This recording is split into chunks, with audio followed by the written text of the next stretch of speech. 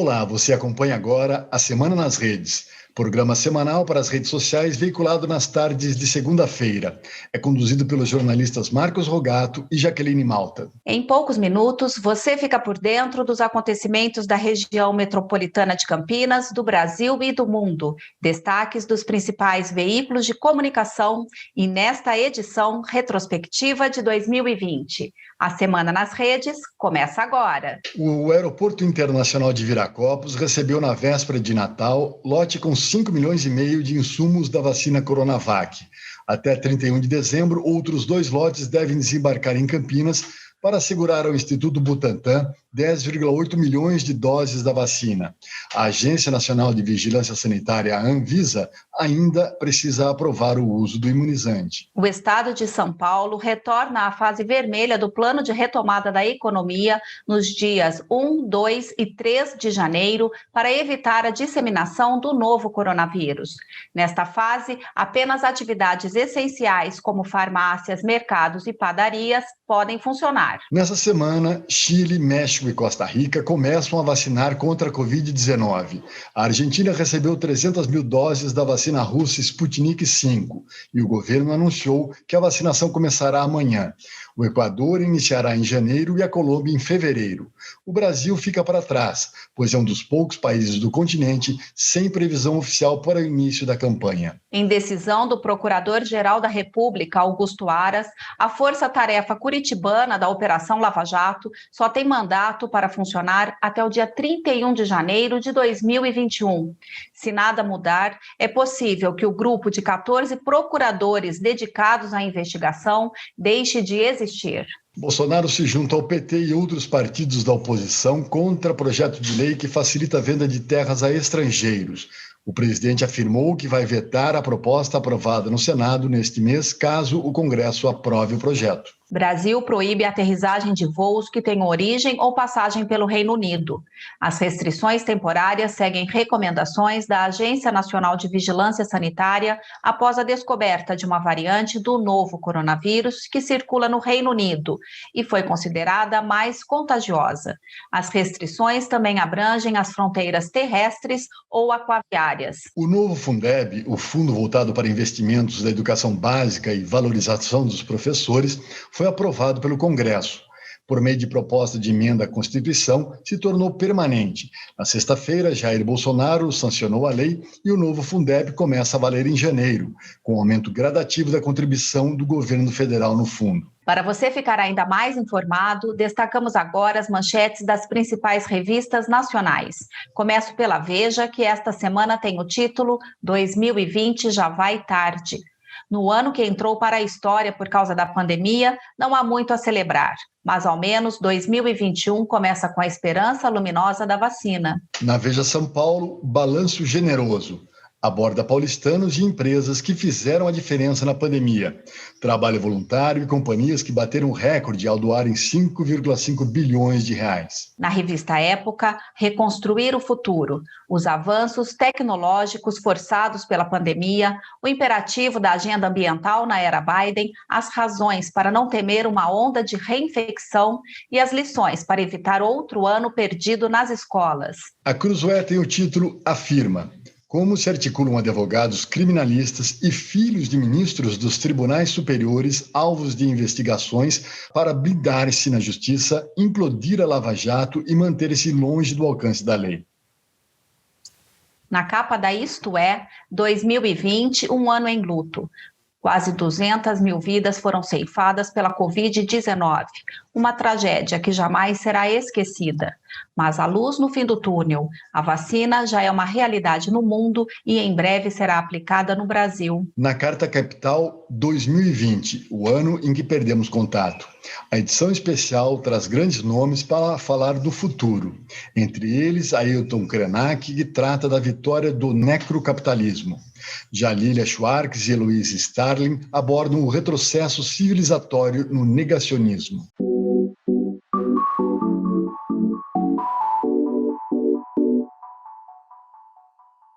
Acompanhe agora a retrospectiva dos principais fatos de 2020 da região metropolitana de Campinas, do Brasil e do mundo. Em 11 de março, a ONU declara que a Covid-19 é uma pandemia mundial.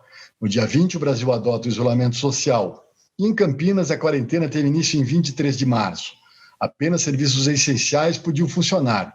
Ruas vazias e comércios fechados eram retratados com frequência nas redes sociais.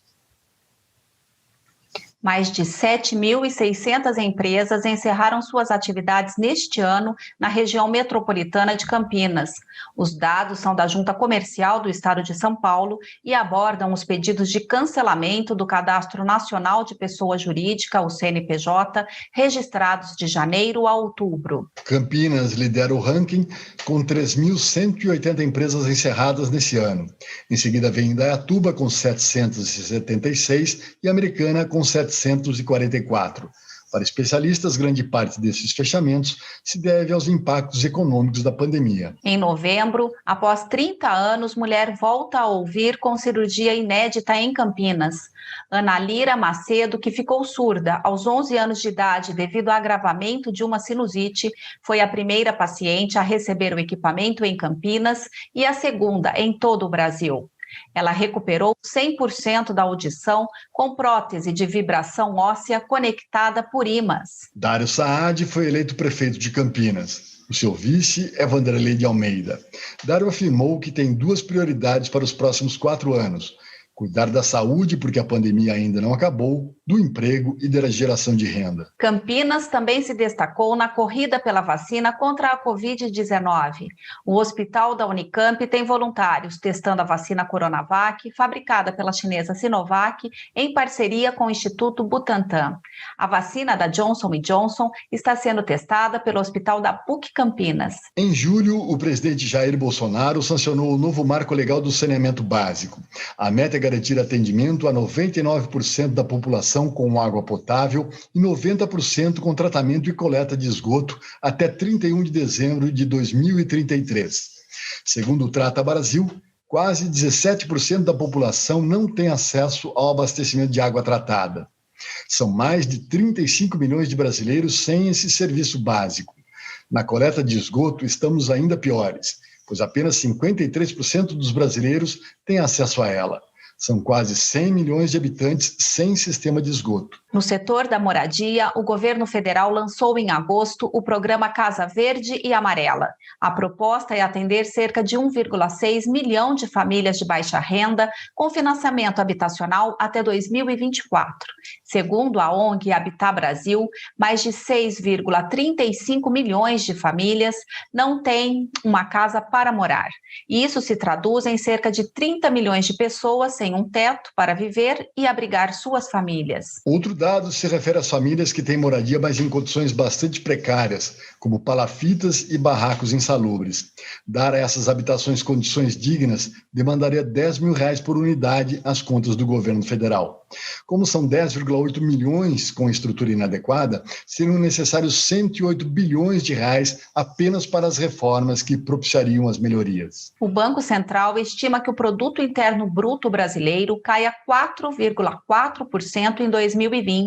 Com isso, o Brasil completará 40 anos em que sua economia tem crescimento inferior ao ritmo mundial. Considerando a projeção, o PIB não cresceu mais que 2,2% de 2011 a 2020.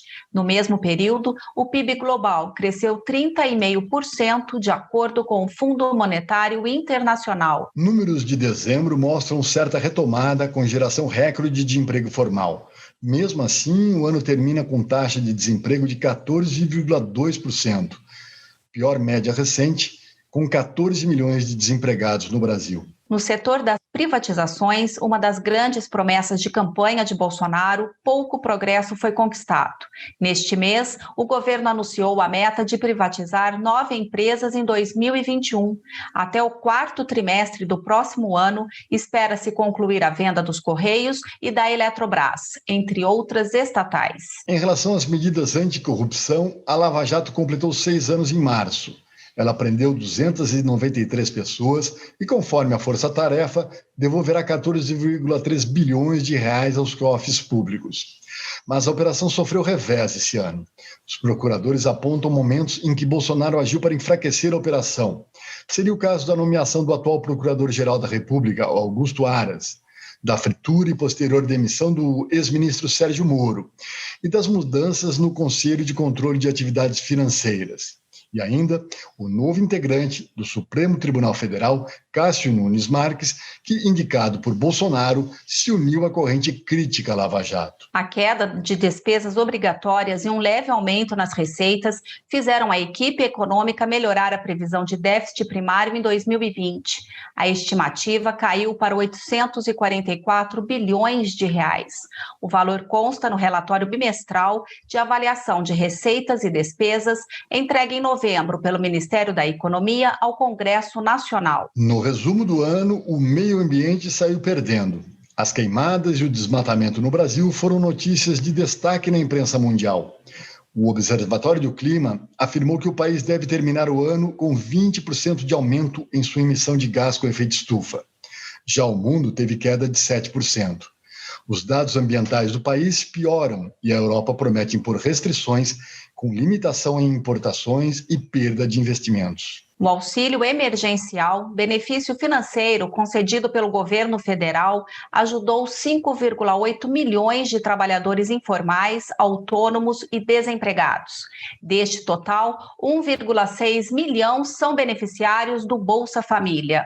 O auxílio foi importante proteção econômica no período de enfrentamento à crise causada pela pandemia de Covid-19. Com a pandemia, 2020 foi marcado pelo trabalho à distância, pelas lives e pelo crescimento do varejo eletrônico com as compras online. No novo mundo do trabalho, o home office e o delivery entraram em alta. Pelas grandes cidades, motos, bicicletas e patinetes levavam comida para brasileiros em quarentena.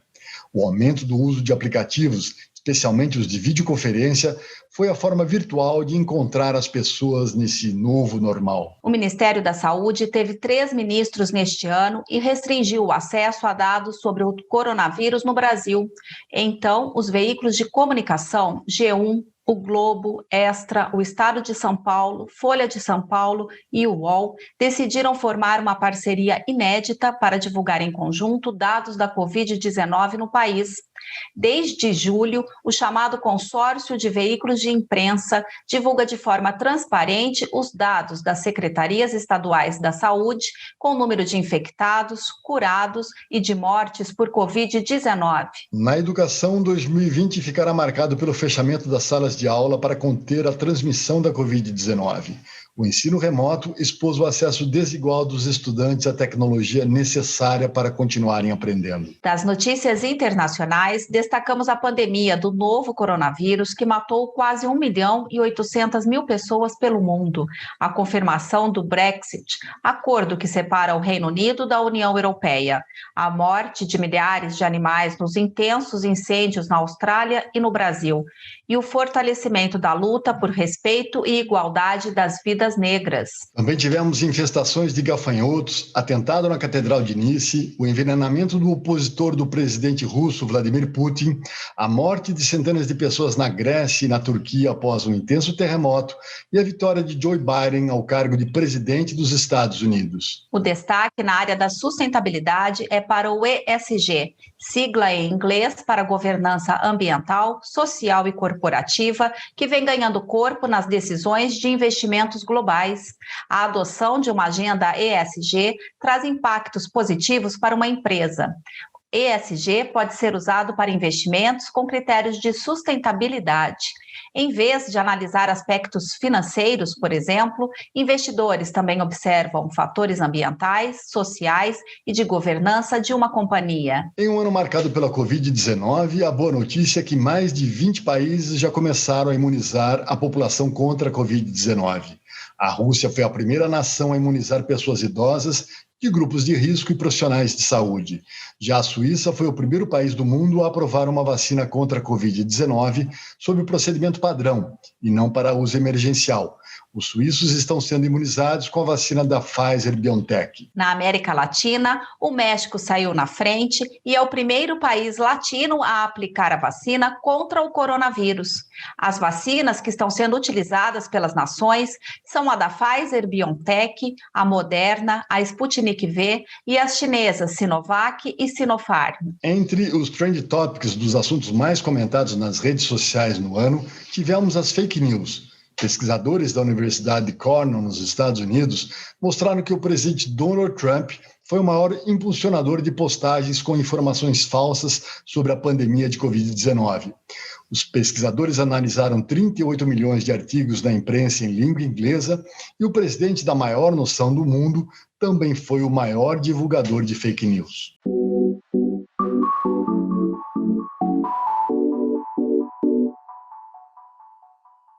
Agora, antes do final, temos o quadro Calça Curta. E quem foi pego de calça curta neste ano foram os filhos de Bolsonaro. O 01, senador Flávio Bolsonaro, está enrolado com a justiça desde que veio a público o esquema de rachadinhas na Assembleia Legislativa do Rio de Janeiro. Recentemente, a Agência Brasileira de Inteligência atuou para auxiliar a sua defesa. Ilegal atuação de órgão estatal com fins estritamente particulares. O filho 02, deputado Eduardo Bolsonaro, queria a embaixada dos Estados Unidos. A despeito de seu despreparo para o cargo diplomático, não conseguiu. Mas atrapalhou a relação com a China devido aos seus ataques verbais ao país que é forte parceiro comercial do Brasil. O 03, vereador pelo Rio de Janeiro, Carlos Bolsonaro, está sendo investigado pela contratação de funcionários fantasmas em seu gabinete. Também é alvo da CPMI da fake news.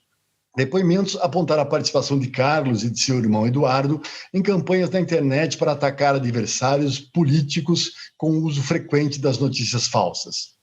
Por fim, o filho 04, Jair Renan, teve a cobertura com fotos e vídeos da festa de inauguração da empresa dele, a Bolsonaro Júnior Eventos e Mídia, feita graciosamente pela Astronauta Filmes, produtora que já recebeu 1,4 milhões de reais em contratos com o governo federal. Este foi um resumo dos principais fatos jornalísticos da semana e retrospectiva de 2020.